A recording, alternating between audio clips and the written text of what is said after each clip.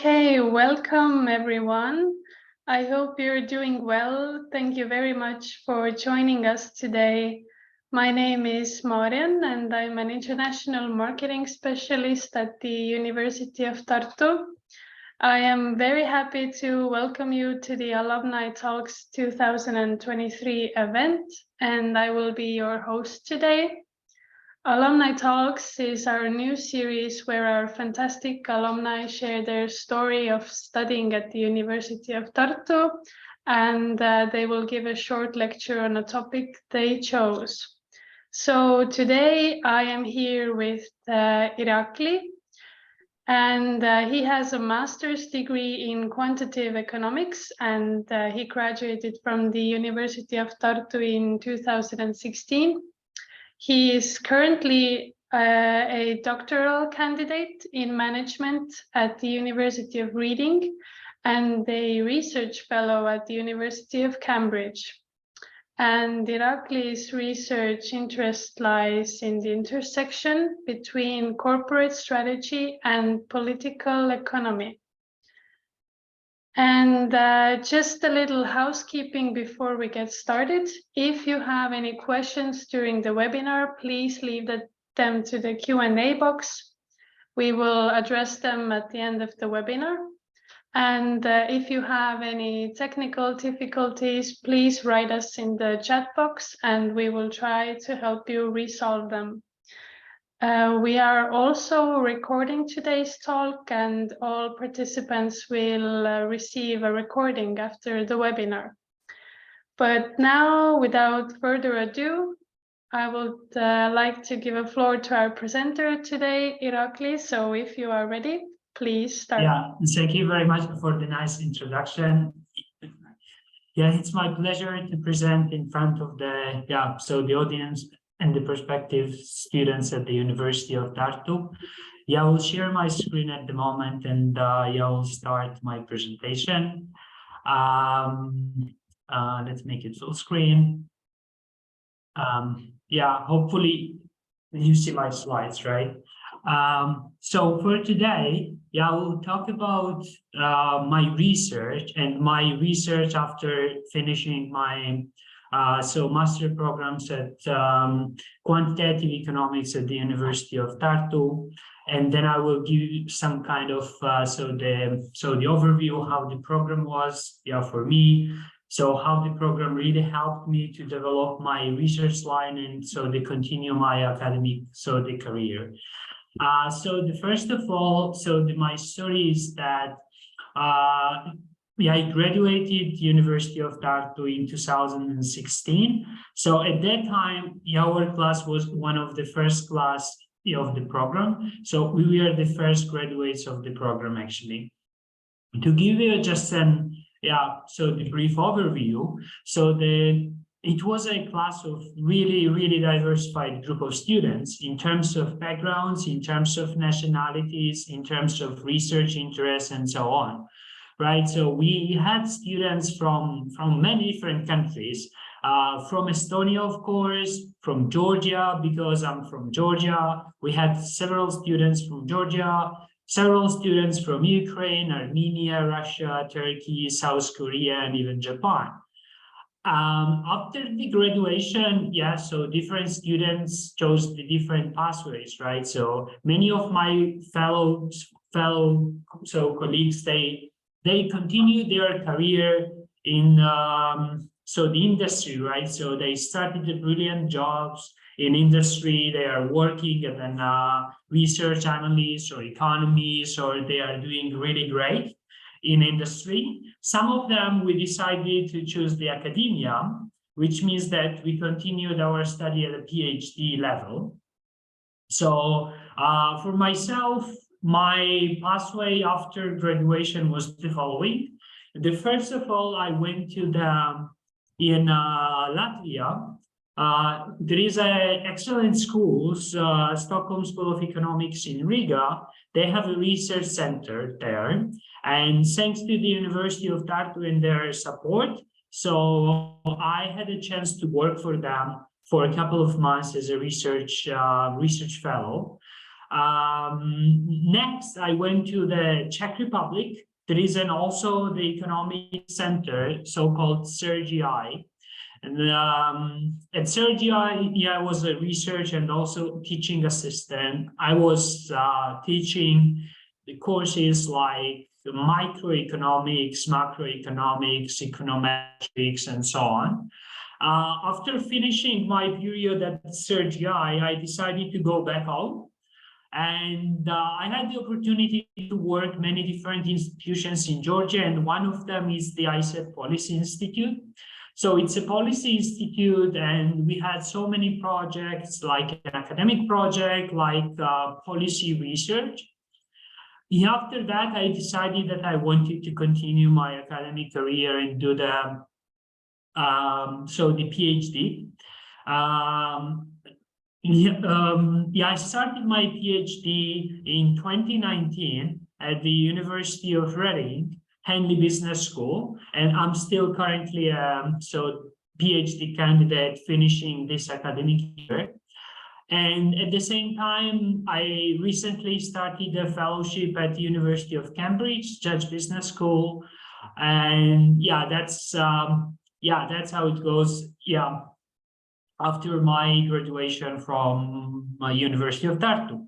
And today, I will present some of my previous and also current research. And then I really want to highlight that how the University of Tartu really helped me to develop my research interest and also help in terms of the supporting, providing references, and being the part of the academic network.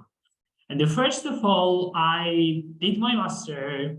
As you probably know, that one of the requirements of the program is to do a master dissertation, right? At the end of the program, in the second year. And then I did my master dissertation about how the political instability affects the FDI. Probably you might know that FDI stands for foreign direct investments. So those are the investment that's coming from the outside to the country. And then I was particularly interested in the countries, South Caucasus countries like Georgia, my home country, Armenia, Azerbaijan. And then I was studying the links between the political instability and the foreign direct investment inflow in those countries.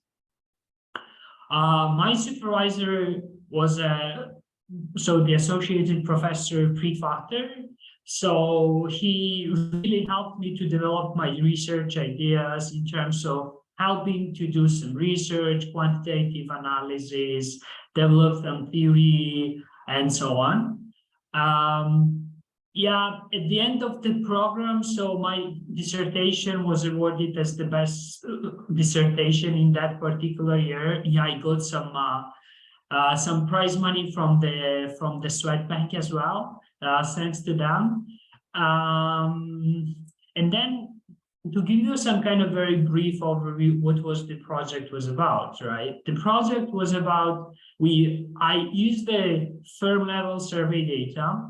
Some of you might know that, so if you want to do a research, and especially the master dissertation, so you need to deal with some sort of data, right? So that can be country level, that can be firm level, that can be experimental data, lab experiments, and so on, right? And I decided to use the firm level data. Those are the firms for different countries, and there are some questions asked to those companies, right? And then I studied whether this kind of their perceived instability really affects the probability and the propensity that they get some foreign funding, foreign investment, right? Why this topic is kind of important and why it still remains very important, right? So because we all know that we live in the the world of uncertainty, war, pandemic, and there are some very big questions, right? So, and why some countries are really developed and some others do not, why some countries really are attractive for foreign investors, why some of them are not, right? So that's raised so many questions. So what are the kind of factors and characteristics why some countries receive more investors than others do not, right? And my question was to really ask that whether this political instability really plays a role there or not, right? And my answer was that yes, so that matters a lot. And so the countries with high political instability, they are less likely to get foreign direct investment.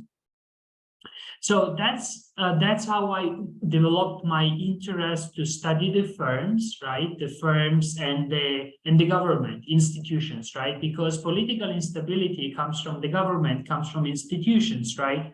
And then I developed my research interest to study the kind of connection, collaboration, between firms and government, because firms are the important part of the economy because they produce, because they hire labor, they do innovation, they pay the taxes, right? So the firms are really driver of the economy, right? And then it's really important to understand what's the connection of the institutional setup and the firm performance or firm strategy or firm decisions, right? So that was my research at the University of Tartu. And as I said before, I continue my research at Stockholm School of Economics in Riga. Yeah, I got the Erasmus Plus internship program, which covered my expenses, and so Latvia. So I got funding from the university, and then at that institution, I was involved in a kind of interesting project, what was about informal economy, right? Probably some of you already know that there is an informal economy. So there is some formal economy and also there is an informal economy. So informal economy means that some of the activities are not covered by the government, and those companies, they try to avoid paying taxes. They want to do business in the shadow area and so on. So that's really true, not only developing countries, but also very developed countries, right? So you might see that in the US, for example, in Europe or in the UK, so the informal economy is still there. So even though the government is really pushing really hard to make this company pay their taxes, be formal, and so on, to register their businesses. But there are still many cases that the companies really want to be in shadow, and they really want not to pay taxes. And so being the part of the informal economy, right? But then the main question is that whether being informal is a good or bad, right? And in this paper, we really tackle this question by using again firm level survey data. We asked many firms in Latvia about their participation in informal economy and their economic performance, like, for example, how much the sales growth or innovation or employment and so on, right? And then, so we got some very interesting finding, which means that, yes, we understand that being informal has two sides. One side is that being informal can be very helpful if you do not want to pay taxes, right? So for example, you are in informal economy, you are not registered, you do your own business separately in a shadow, So for example, in the garage or somewhere else, right? So you are trying to avoid any taxes, and then you still do your own business, right? And that means that you do not pay taxes. And if you do not pay taxes, that means that you save some money, right? So that means that you can use that money for something else, right? Yeah, for example, to grow your company, to invest in some other activities and so on, right? So the tax advantage is one of them, one of the benefits of being informal. The other one is that when you are informal, that means that you do not have any kind of legal, the commitment with your the employees or with other partners, right? Because you are informal, you don't have any contracts, you do not have any kind of the commitments, right? Which means that that's really gives you the company the flexibility during the uncertain times, right? Let's imagine that so you run your business during the pandemic time, right? And then you have so many employees, right? Once pandemic happened, you still have a contract with them, right? So you can't really fire those people in a kind of within an hour, right? Because you still have a contract, you have the obligation to keep those employees and to pay them money, right? So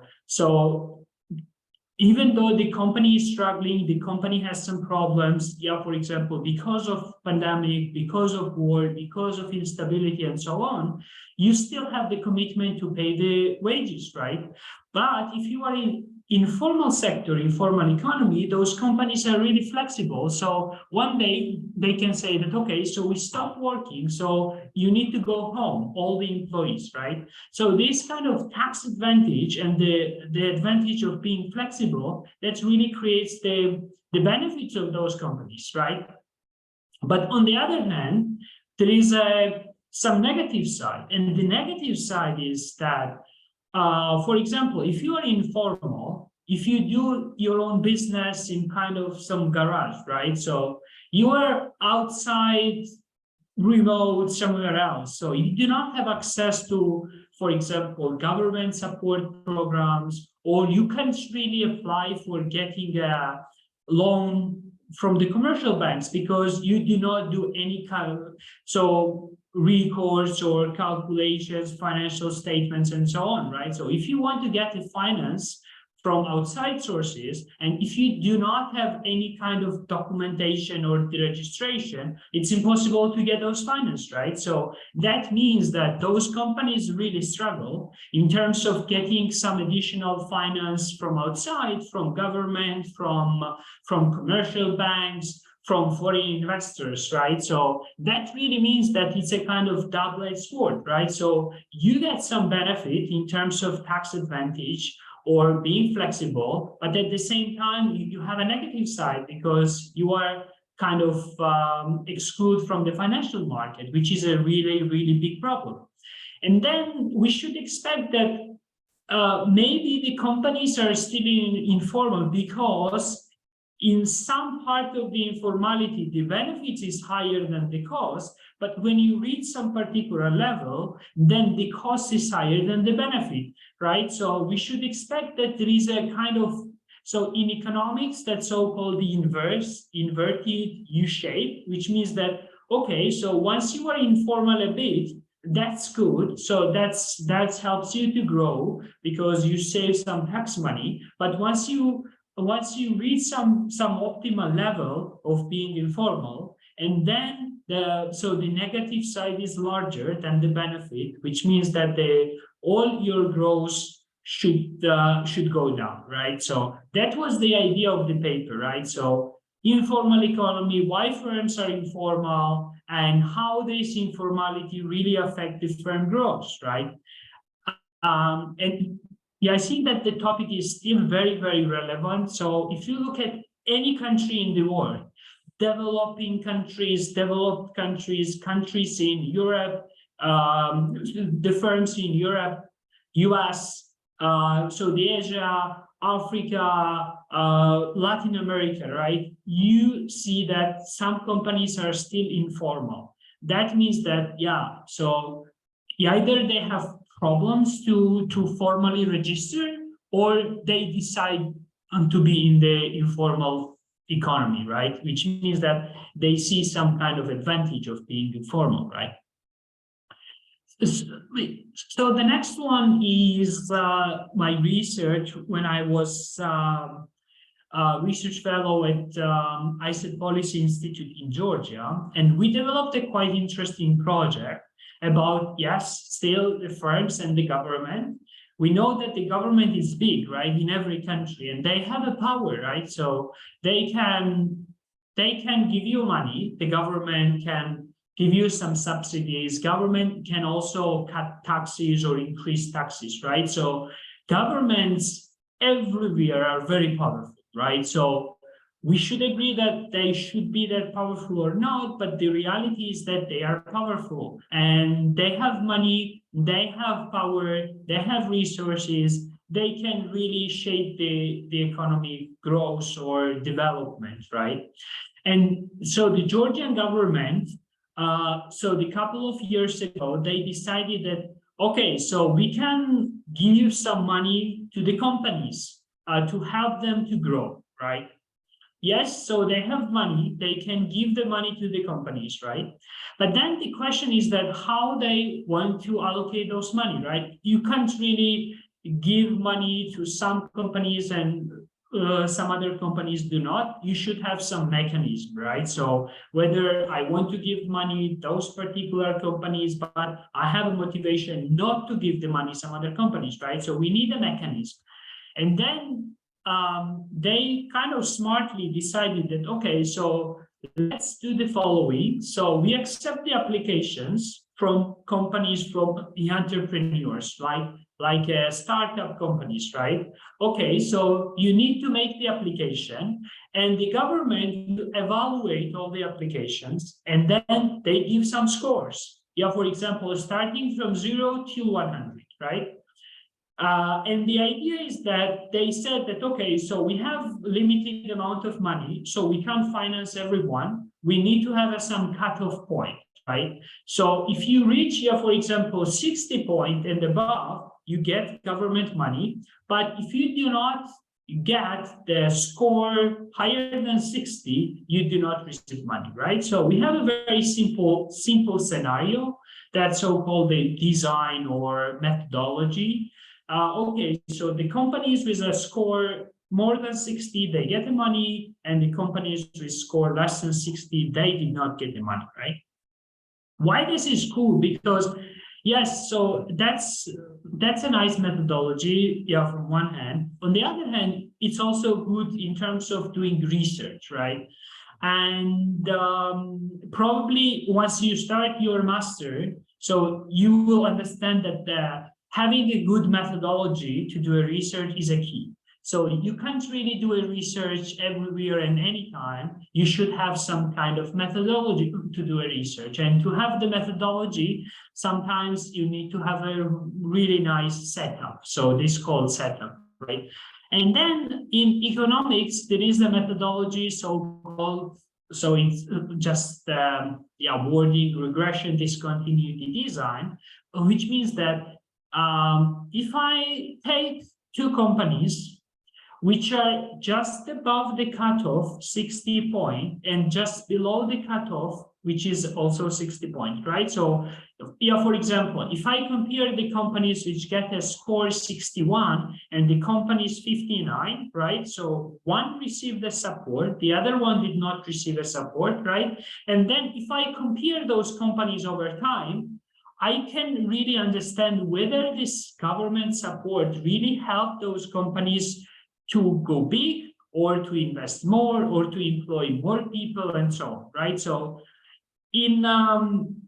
so the economics in terms of methodology, so the big question is that how I can compare companies or people or countries and so on. I need to select similar companies, right? Or similar countries or similar people, right? So in that case, when I take the companies with 61 point and 59, so that guarantees that those two companies are very, very similar because they have nearly the same score, But just the difference is that by chance, so that's really a random draw or some kind of, so the random event, one company received a support, the other company did not receive a support, right? Or so the everything else, those companies are the same, identical, because they have a similar score. Only difference is that one had a government support, the other did not. And so that's all called the methodology, right? So that's all called this regression discontinuity design, because I can really compare those similar firms and then compare some of the firm outcomes. And these firm outcomes here, we studied, so this group which received the money, that so-called treatment group, the other group which did not receive the money, that's called the control group, right? So it's like an experimental design, right? So if you do some lab experiments like in, I don't know, medicine or so the chemistry or physics, right? So they do the same. So they have a control group, they have a treatment group, they had some push on the treatment group, and then they compare how the treatment group and the control group compare, right? So we did the same, so basically here, and then we studied the different outcomes, right? So we compare those companies in terms of investment, right? So whether companies that received money from the government, they invest more or not, right? And we found that yes, they invest more in a short term, so the next year they invest more, but in the long run they stop investing, right? So they just receive government money. Yes, they invest more, but then they stop investing, right? So which is kind of the indication that something might be wrong, in a sense that, okay, so government spend money to boost the economy. Yes, companies received money, they invest a bit, but then they stopped investing, right? And also we find that there is no effect in terms of sales. So here the sales is just a measure of firm size and the firm growth, right? So if you have more sales every year, that means that you grow, right? So if you do not have more sales, that means that you are stuck. So that's a flat. And the employment, right? So we find that those two companies, two group, right? Treatment group and the control group, they are very similar in terms of employment, in terms of sales, right? So that's also not very good, because government put the money in those companies in order to promote more sales, more employment, more investment. But at the end of the day, we get that, okay, those companies, they stopped investing, they do not hire more people, or they do not have higher sales, right? So, and then we also study some kind of personal outcomes, like the satisfaction of those entrepreneurs, people, and their kind of well-being and so on. So we found no significant effect, right? So if we summarize this paper, so this paper really tries to identify whether in that particular case, whether this government support really helps companies to grow. And the result is that not necessarily, right? So those companies which receive the money, they are not growing. So they just invested money a bit, and then they stopped investing, stopped hiring people, and so on, right? So that gives you some kind of idea how the firms and the government really communicate, in a sense. Yeah, the government had some idea, but this idea sometimes can fail, right? Because if there is the kind of right incentives or right mechanism of those programs behind, right? So the next one is kind of my current research, which is, I think that it's kind of much more exciting for me, and I believe that you will enjoy as well. So what's that?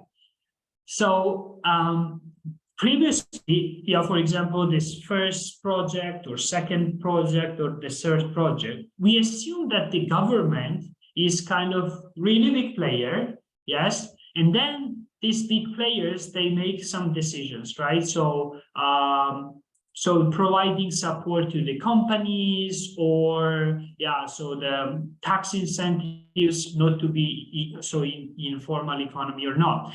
But here the new line of research is that the companies are really active players in the political market, which means that the companies really can change some policies, really can lobby the government. Lobbying means that they push the government, so they persuade the government to change the laws, to change the regulation, to ask more money, to ask more support, and so on, right?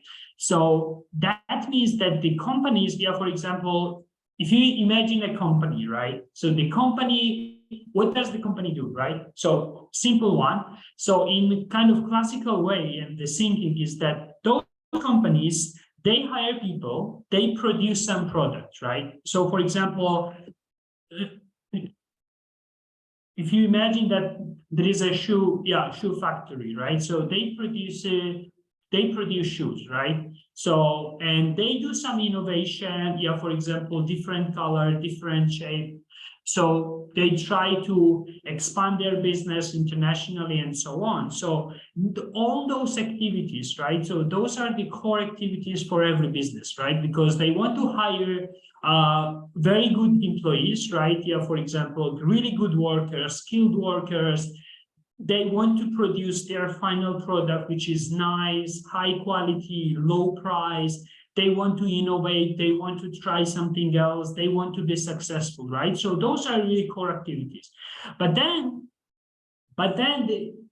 the reality is that they should not stop here. So they should be very active, not only this kind of market economy, but also the political, so the economy side, which means that they can negotiate the government in terms of changing laws, regulations. For example, lobby the government to get some kind of nice regulation for them. And also they can change the policies, they can change everything, right? So because they have a bargaining power, so they are big, because they create a kind of wealth in the society, they pay taxes. That's why they have a power to negotiate with the government.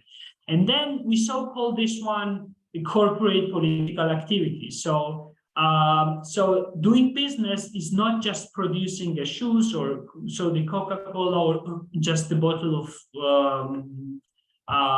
so the water is just to be active in the political market as well, right? You need to negotiate with the government. You need to challenge the government, right? So that means that the firms are not just only producers, but they are the main political actors, right? So they set the political agenda. So they do everything. They can change the policies and so on, right?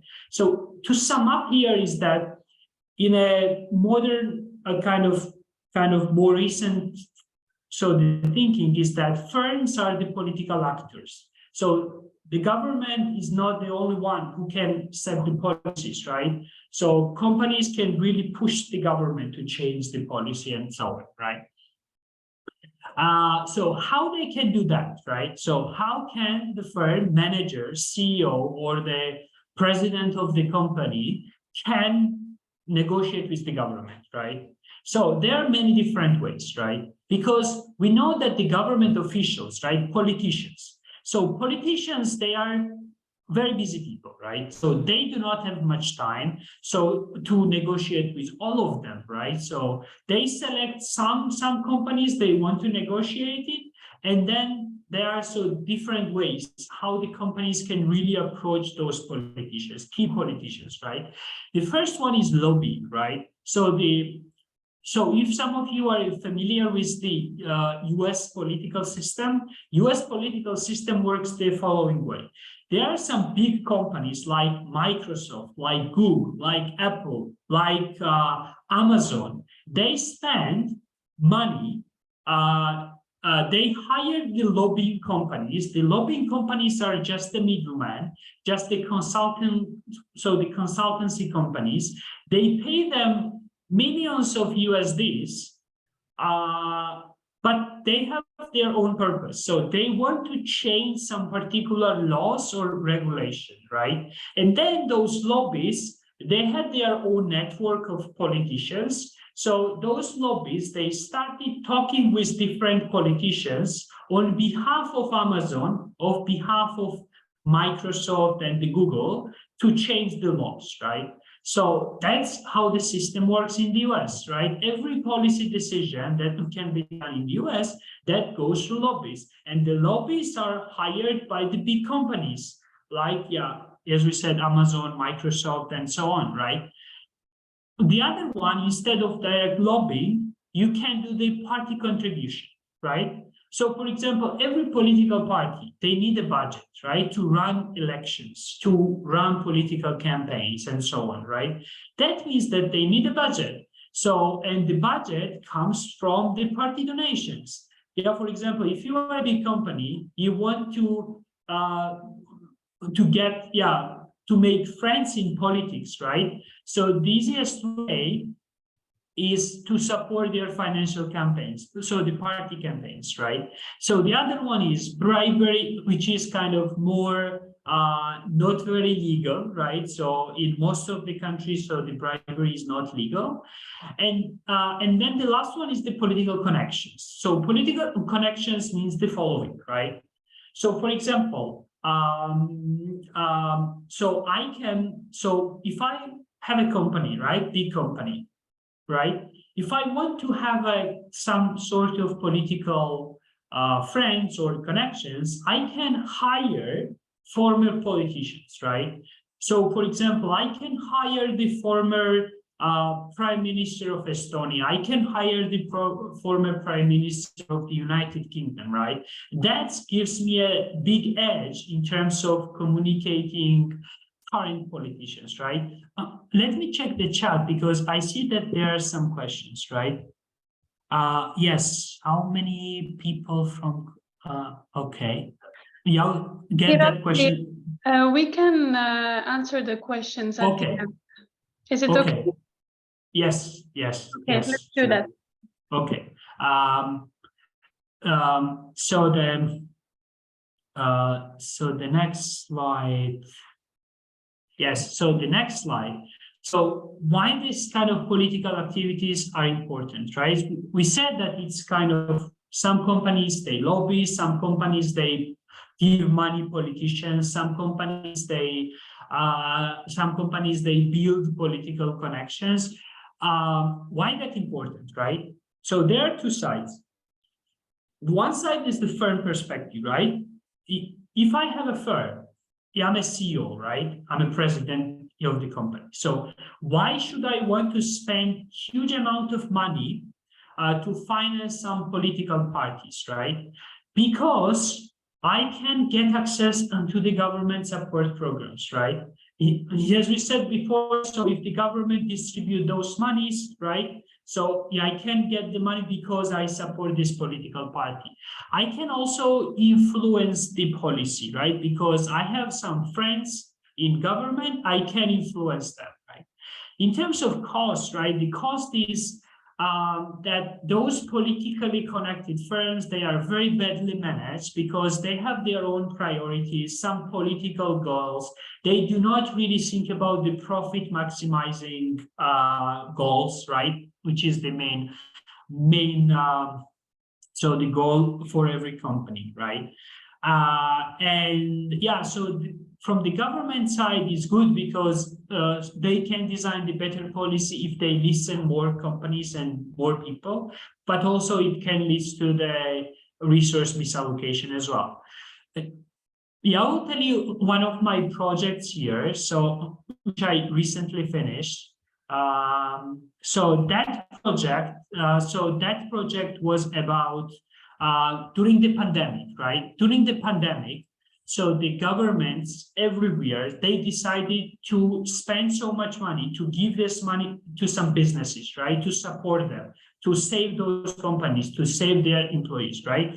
And then the question here is that how government really distribute this money, whether it was really a good distribution in terms of someone who really needed this money get the money, or the government allocate this money to their own politically connected firms, right? So that's a big question, right?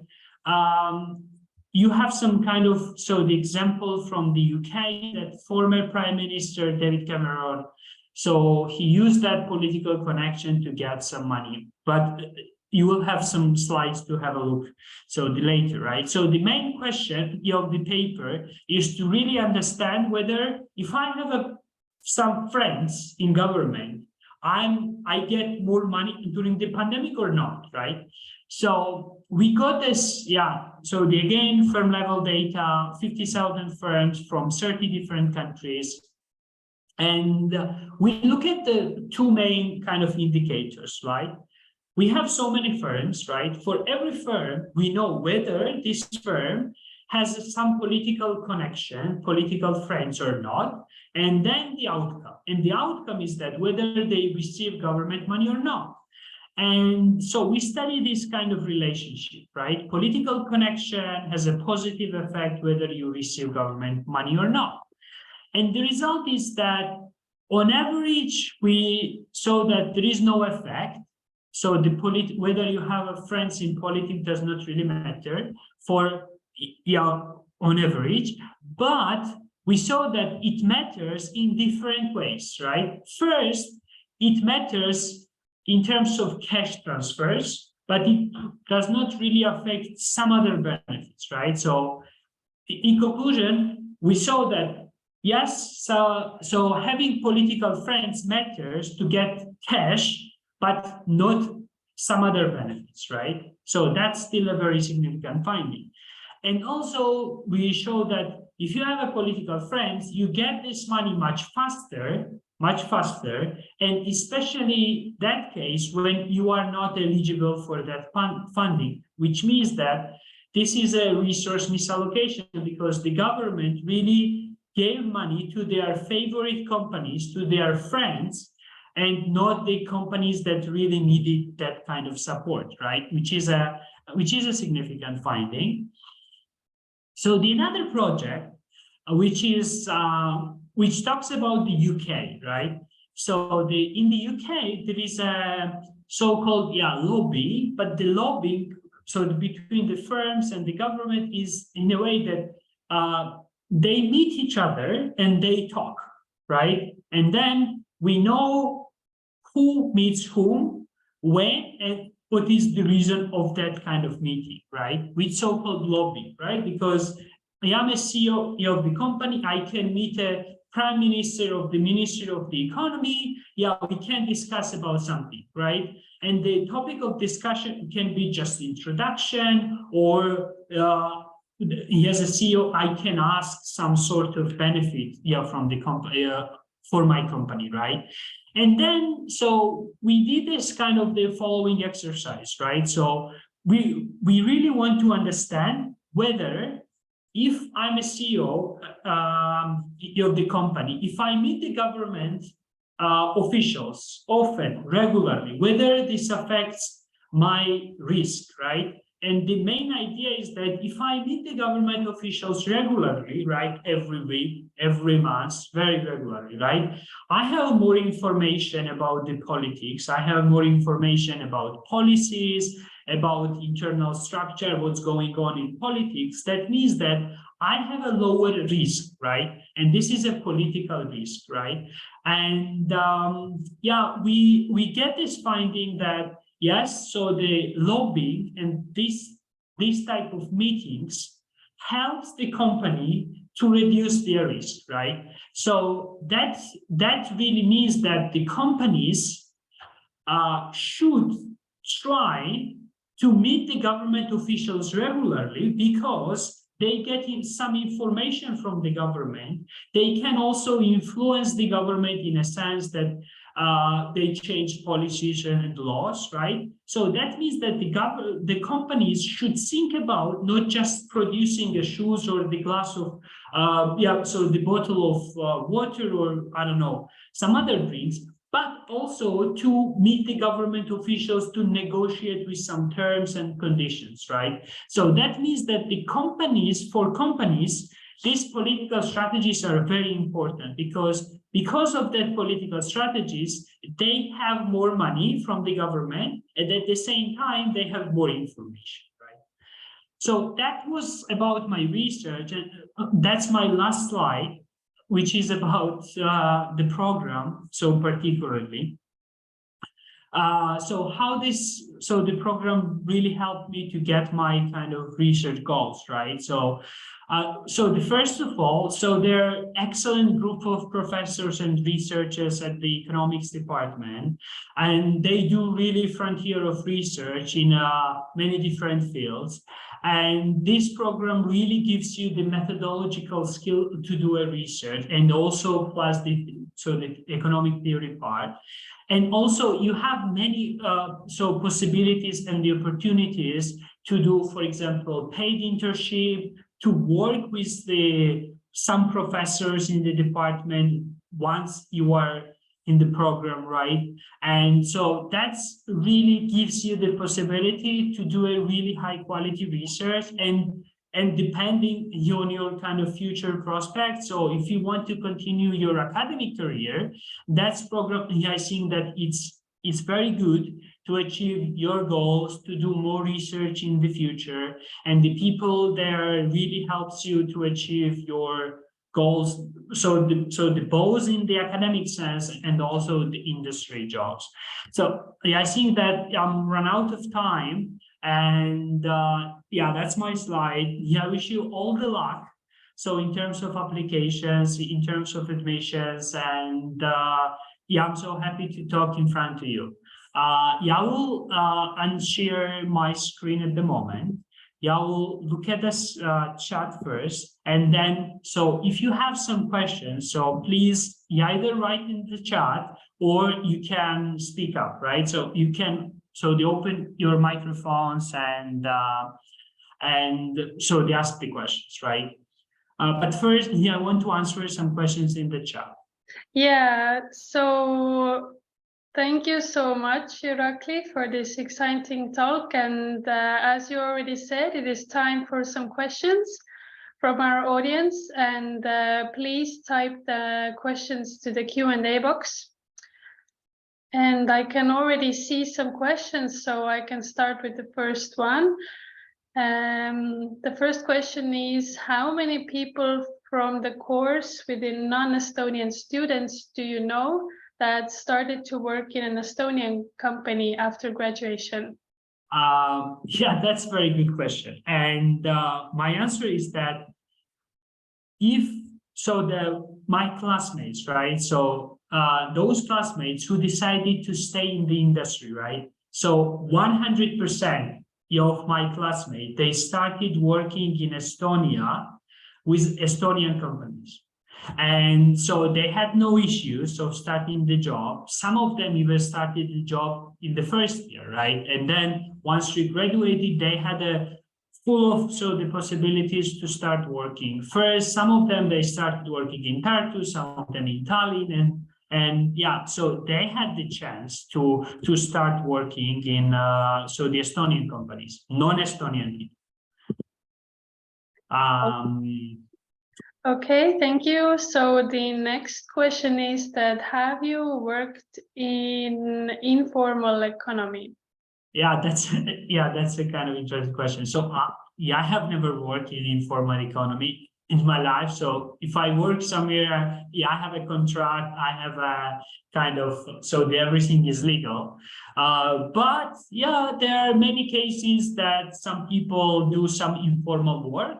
Yeah, that's not like those jobs are really kind of really shadow economy or some kind of, I don't know, the criminal activities. No, never. But then the companies, sometimes they do not do this kind of formal contract or the registration of the worker, which means that, yes, you still can work in a company, do your own job, very high skill job, yeah, for example, but you do not have a contract, right?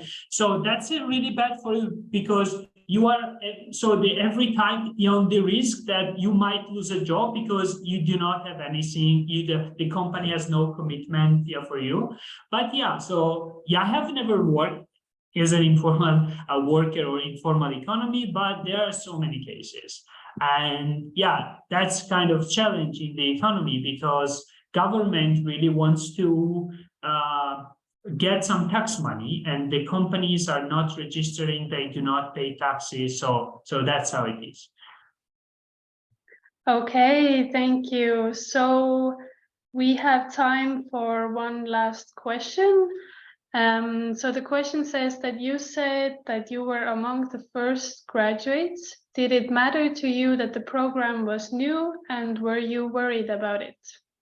Yeah, so that's yeah, I think that's very important question. And yeah, so they always say that, to be honest, that helped a lot. And so the reason why is the following: because the program was kind of new, and so they were starting in that year, so that gives us exactly this flexibility, because the students, we had a kind of more bargaining power to ask, for example, what we really needed, and the faculty and the program manager was very, very responsive all the time to adjust, for example, scheduling, timetabling, exams, different courses. For example, that was really helpful because we really demanded, for example, the classes and the courses we really wanted.